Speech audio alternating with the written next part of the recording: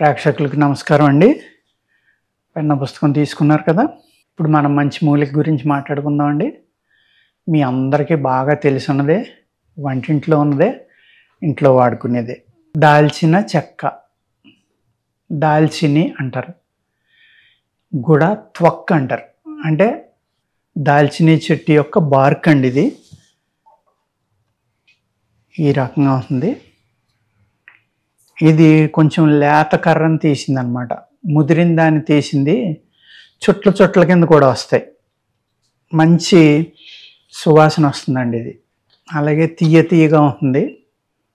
ఇది బాగుంది కదా అని ఎక్కువ తినొద్దండి.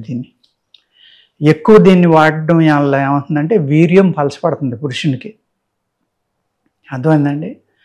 వీర్య నష్టం కూడా జరగడానికి అవకాశం ఉంది. దీన్నే మందుగా కొన్ని రకాల్లో కలిపి వాడితే మట్టుకి వీర్యస్తంభన చేస్తుంది, వీర్య వృద్ధి చేస్తుంది. అదేవిధంగా మెన్స్ట్రువల్ సైకిల్ అప్పుడు మీరు ఎక్కువగా తినే స్త్రీలకి స్రావం ఎక్కువ అవుతుందండి.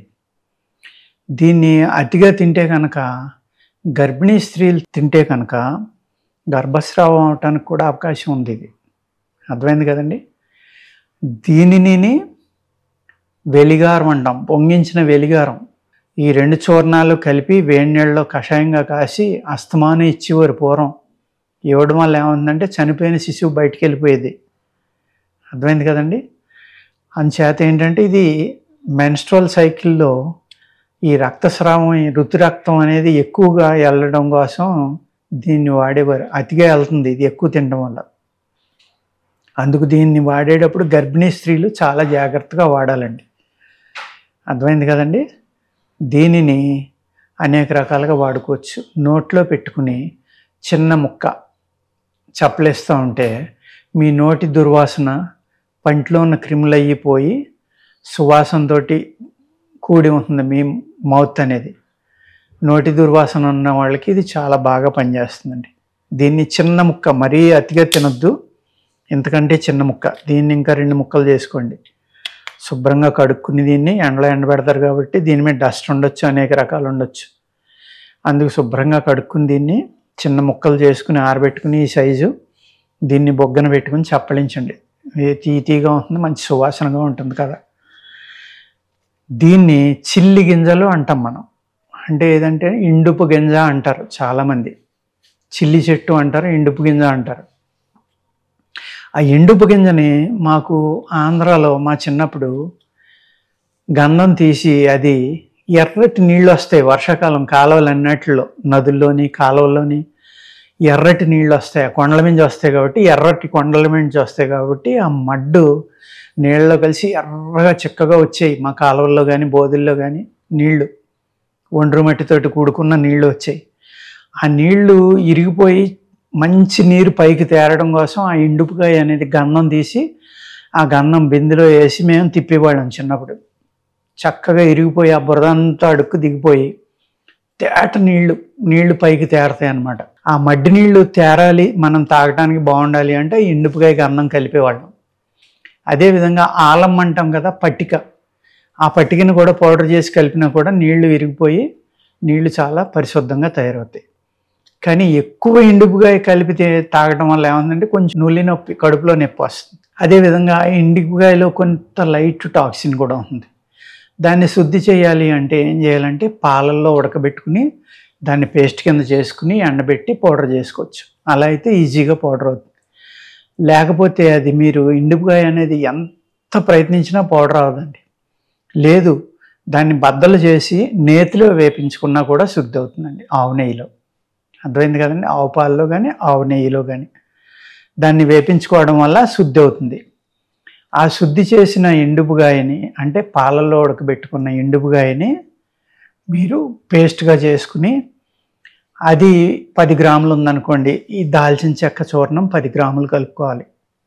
కలుపుకుని ఆ ఎండుపుగాయ సైజే మాత్ర, అంటే ఇంత మాత్ర కట్టుకోవాలి. అర్థమైంది కదండి. ఉదయం టిఫిన్ తిన్న తర్వాత సాయంత్రం పడుకునేటప్పుడు ఒక మాత్ర వేసుకుని, లేదు రోజుకు ఒక మాత్ర వేసుకుని ఆవు పాలతో వేసుకోవాలి. దేశీయ ఆవు పాలు, ఇండియన్ కౌ మిల్క్ తోటి వేసుకుంటే కనుక అద్భుతమైన వీర్యశక్తి, అద్భుతమైన వీర్య వృద్ధి కూడా జరుగుతుంది. ఎవరికైతే వీర్యం తక్కువ ఉండటం వల్ల సంతానం కలగట్లేదో వాళ్ళకే ఒక అద్భుతమైన మెడిసిన్ అండి నేను చెప్పింది. పురుషుల్లో ఎవరికైతే వీర్యం తక్కువ ఉందో, అలాగే ఆ వీర్యంలో శక్తి తక్కువ, శక్తి అంటే ఏంటంటే అందులో లైవ్ తక్కువ ఉన్నట్లు లెక్క. అర్థమైంది కదండి. వీర్య నష్టాన్ని కూడా ఆపుతుంది ఇది. అర్థమైంది కదండి. ముందర చెప్పాను ఏమని, ఇది ఎక్కువగా తినటం వల్ల వీర్యం పలచబడి వీర్య నష్టం జరుగుతుందని. అదే చూడండి, సేమ్ అదే హెర్బ్ని నేను ఈ విధంగా చెప్తున్నాను మళ్ళీ.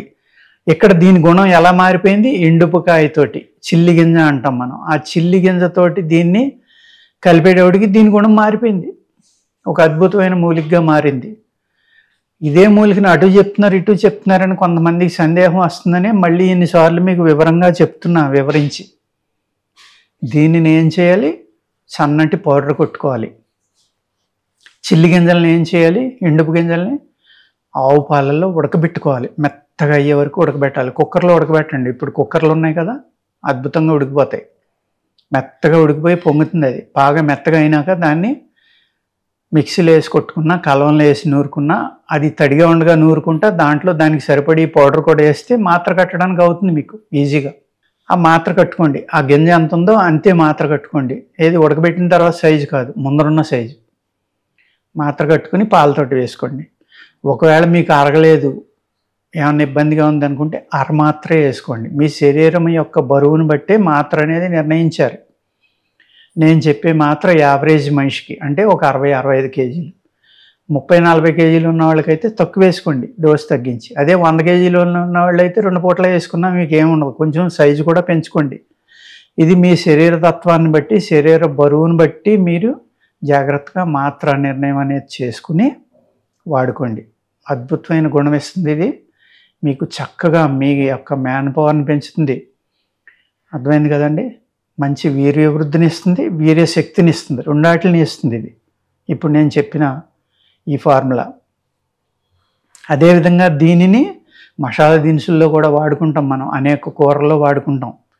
ఇందులో ధాతువులు ఎక్కువ ఉంటాయి, అంటే మెటల్స్ ఎక్కువ ఉంటాయి. మెటల్స్ ఎక్కువ ఉండి గుణాలు లవంగాలు, దాల్చిన చెక్క, దాల్చిన పువ్వు వీటిల్లో ఉంటాయండి. జాజికాయ, ఈ అన్నిటి గురించి మీకు నేను ఒక్కొక్క వీడియోలో ఒక్కొక్కటి చేసి చెప్తా.